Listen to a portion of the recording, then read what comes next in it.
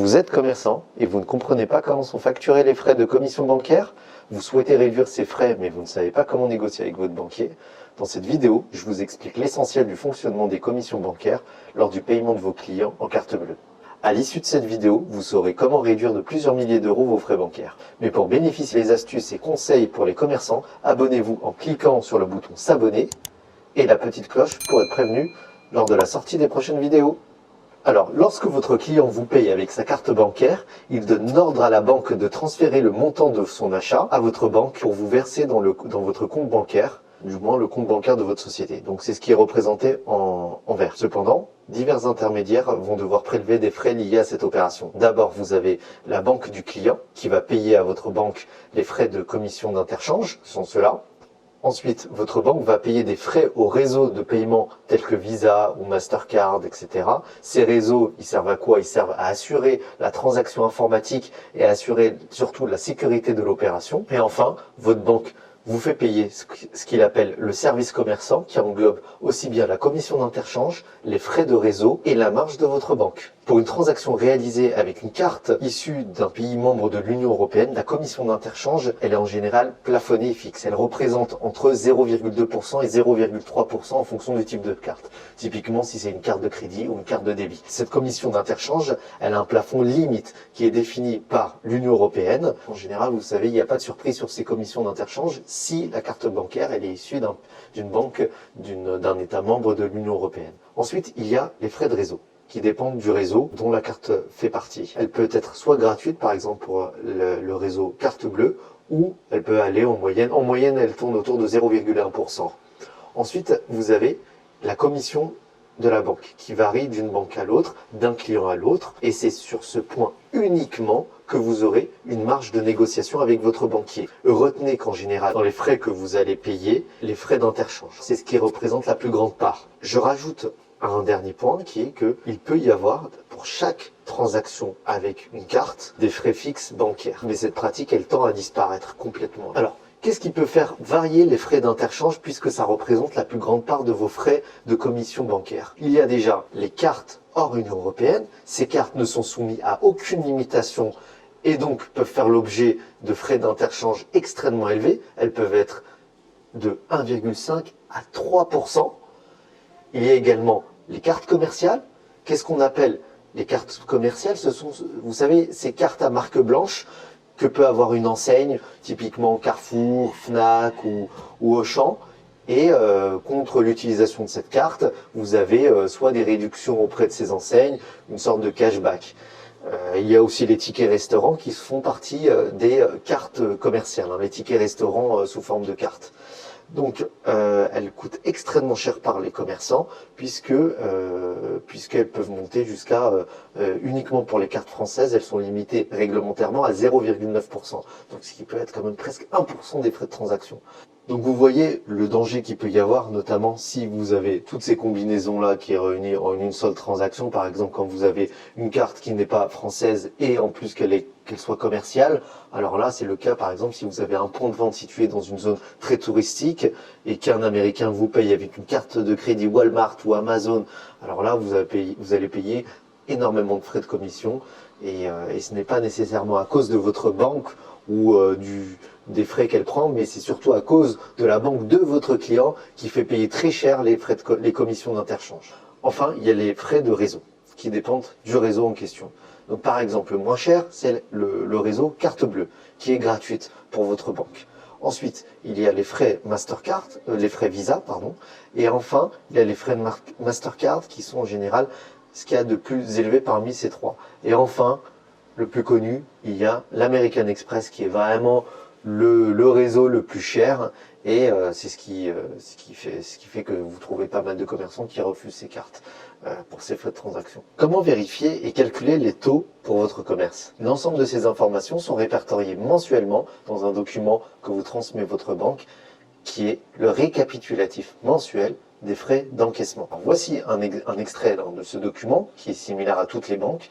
Vous avez un récapitulatif des transactions en carte réparties par type de carte et par réseau. Par exemple, ici, vous avez la répartition par réseau. Vous voyez bien qu'on a CB, Visa, VPay, ça c'est un autre réseau, peu importe.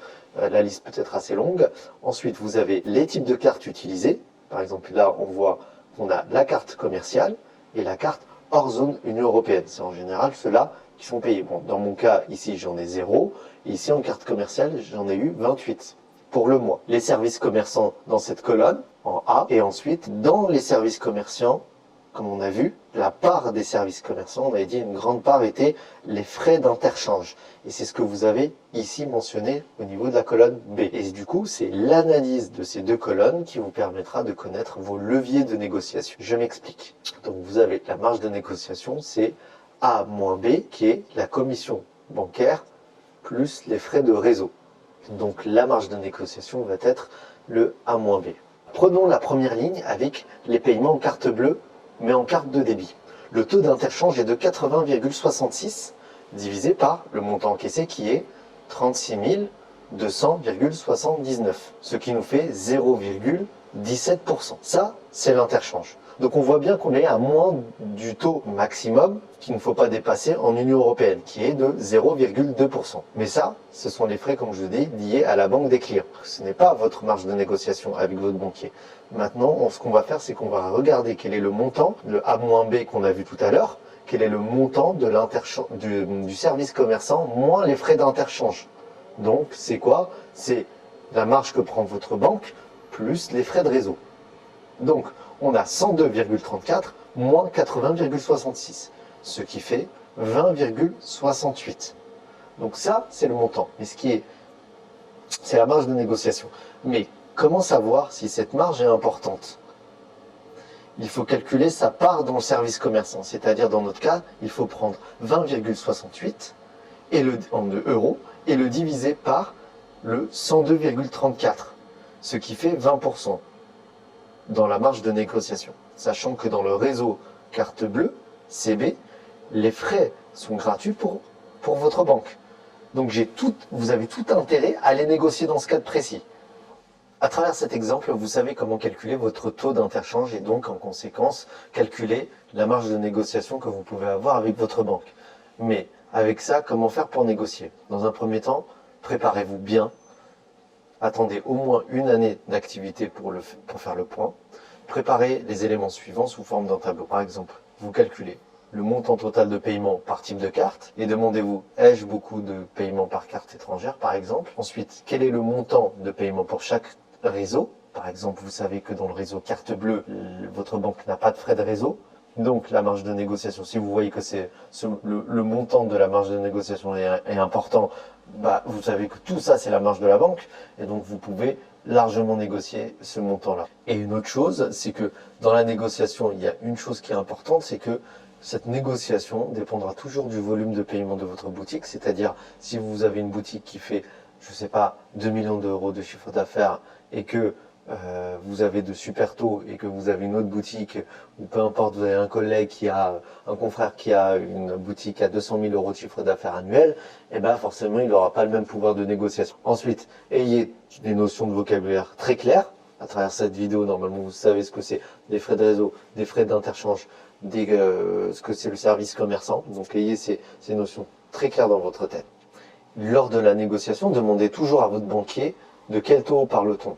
Lorsqu'il vous indique un taux, par exemple, s'il vous parle de 0,24%, il faut se demander si c'est le taux global, le service commerçant, ou bien ce taux est-il applicable pour les cartes étrangères et pour quel réseau?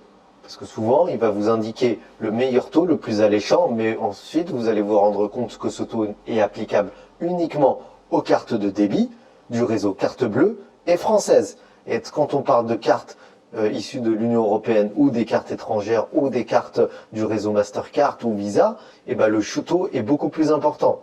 Ensuite, sachez que la négociation peut se faire de manière annuelle s'il y a une augmentation du chiffre d'affaires. Négocier chaque année. Chaque année. Pourquoi? Parce que le taux, souvent, dépendra du chiffre d'affaires que vous générez. Plus vous faites de chiffre d'affaires, plus vous avez une progression du chiffre d'affaires, plus d'arguments à montrer à votre banquier. Votre banquier aura beaucoup plus d'éléments pour lui-même défendre vos dossiers auprès de son agence bancaire. Avec tous ces éléments, vous voilà prêt à renégocier avec votre banque vos commissions bancaires. Si vous avez des questions ou que vous souhaitez échanger vos expériences de négociation sur les commissions bancaires avec votre banquier, n'hésitez pas à l'écrire dans le champ commentaire, ça m'intéresse et je me ferai une joie d'échanger avec vous. À très bientôt, j'espère que cette vidéo vous a plu et que ça vous a apporté énormément de valeur. N'hésitez pas à me suivre en vous abonnant à cette chaîne et je vous dis à très bientôt. Au revoir.